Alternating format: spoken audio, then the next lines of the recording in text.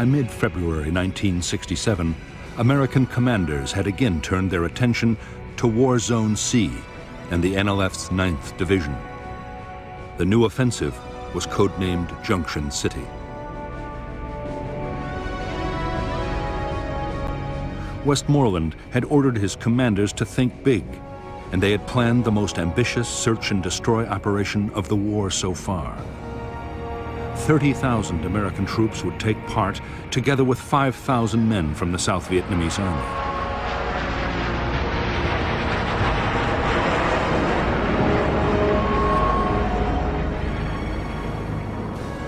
The main targets of Operation Junction City were the Viet Cong's biggest base areas and their main military headquarters for South Vietnam.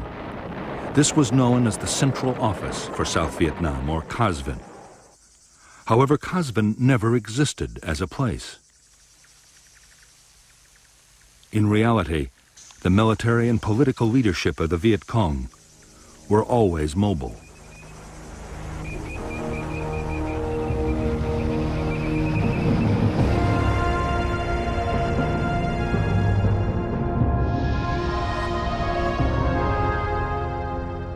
The Viet Cong base areas of War Zone C held the 9th Division's 3 regiments, a regiment of the NLF's new 5th Division, and 2 North Vietnamese Army regiments, altogether more than 10,000 troops.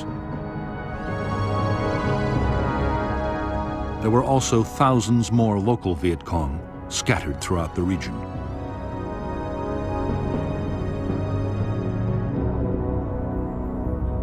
Operation Junction City called for 2 American brigades to block the Viet Cong's escape to the west over the Cambodian border. 2 more would block to the east. Infantry and airborne forces would close off the north by helicopter and parachute landing, forming a giant horseshoe. Armored cavalry and infantry brigades would then sweep northwards, overrunning all enemy units in their path.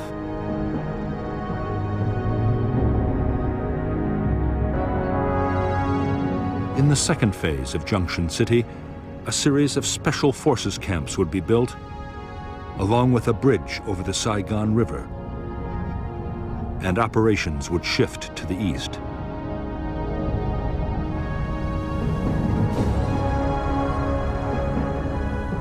By February 21st, 1967, the Americans were ready to launch Junction City. The blocking forces to the west and the east were in place.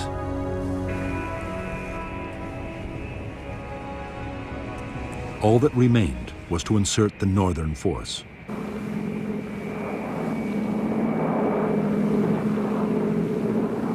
In one of the largest air-mobile assaults ever, 240 helicopters swept over Thanh Ninh province.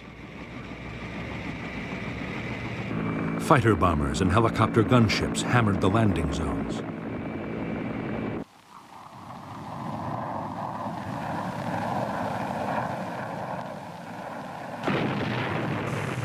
Within hours, 2,000 troops were deep inside Viet Cong territory. At the same time, in the first parachute drop of the Vietnam War, nearly 800 men of the 173rd Airborne completed the American Horseshoe.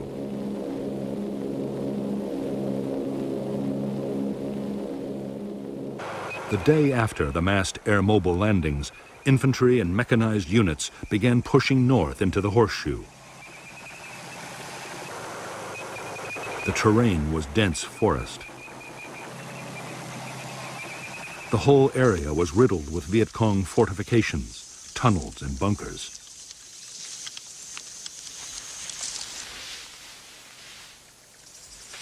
Although there were scattered firefights, and the Americans lost men to snipers and booby traps, there were few big actions.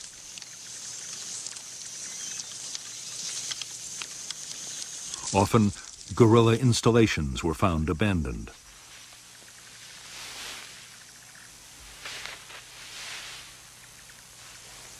The the battles that did happen were started by the Viet Cong.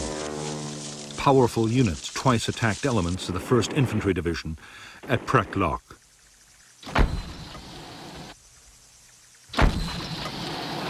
Furious American bombing and artillery fire drove off the assaults.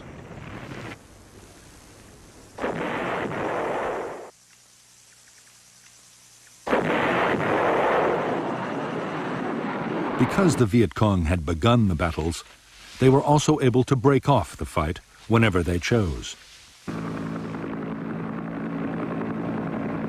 Nor were the American blocking forces able to trap them and make them fight. The dense vegetation meant the guerrilla battalions could break down into platoons and filter through American lines.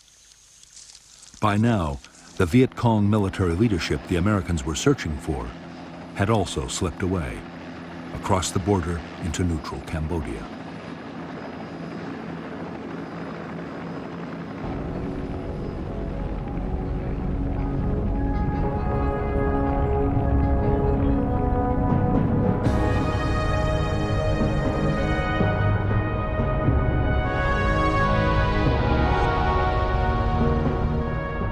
The second phase of Operation Junction City centered around the building of the Saigon River Bridge and the Special Forces camp at An Lac.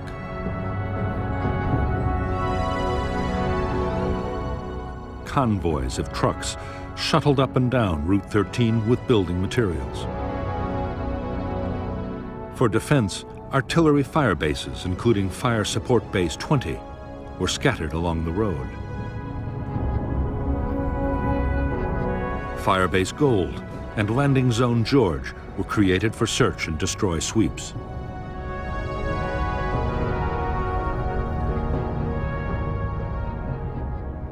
Starting on the night of March 18, 1967, each of the 3 regiments of the NLF 9th Division attacked in full strength, 1,000 men at a time.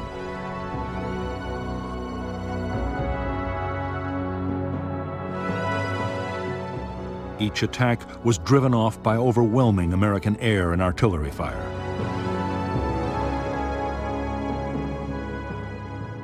Viet Cong losses were heavy, but the regiments escaped complete destruction.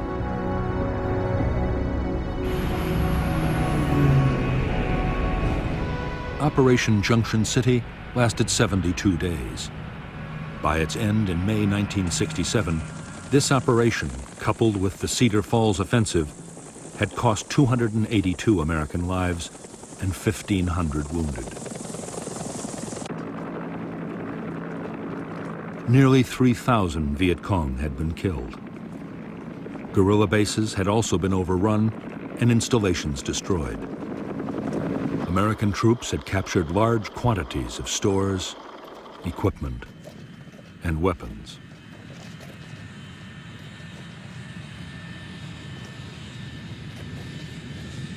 Although some American commanders hailed Junction City as a turning point in the war, the operation was barely over before doubts began to surface. Like Attleboro and Cedar Falls before it, Junction City had inflicted casualties, but there had been no great battles of annihilation. The Viet Cong's regiments were bruised, but still intact. Nor did the Americans or the South Vietnamese Army have the forces to occupy the area indefinitely.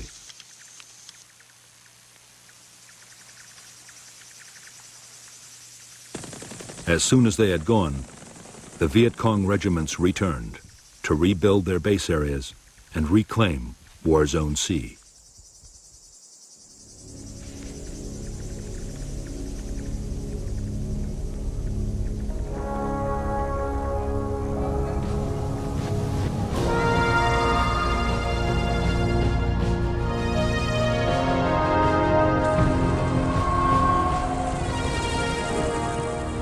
In July 1967, the U.S. Defense Secretary Robert McNamara flew to Saigon to discuss strategy with American and South Vietnamese leaders and officials.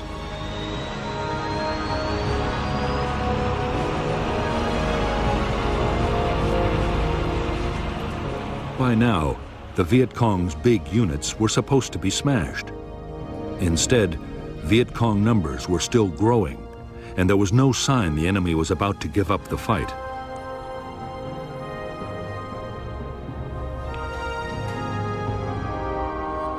McNamara had already recommended an increase in U.S. troop strength to more than 500,000 men. But now, he doubted even that would produce victory soon.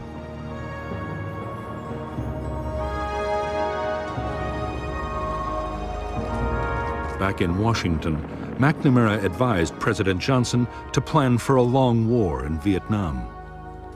There should be less emphasis on battlefield victories. More attention should be paid to long-term measures, like helping the South Vietnamese government win control of the villages.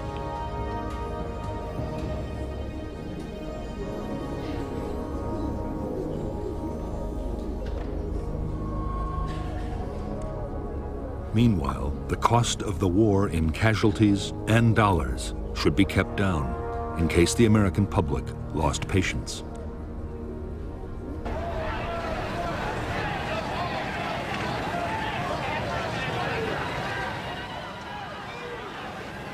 In the summer of 1967, just as the Americans resigned themselves to a long war, the Vietnamese communists changed their strategy. For 2 years, the Viet Cong had been patient, content to inflict casualties and keep on fighting. Now, they meant to risk an all-out offensive. In 1968, they planned to leave their tunnels and bunkers and win the war in open battle.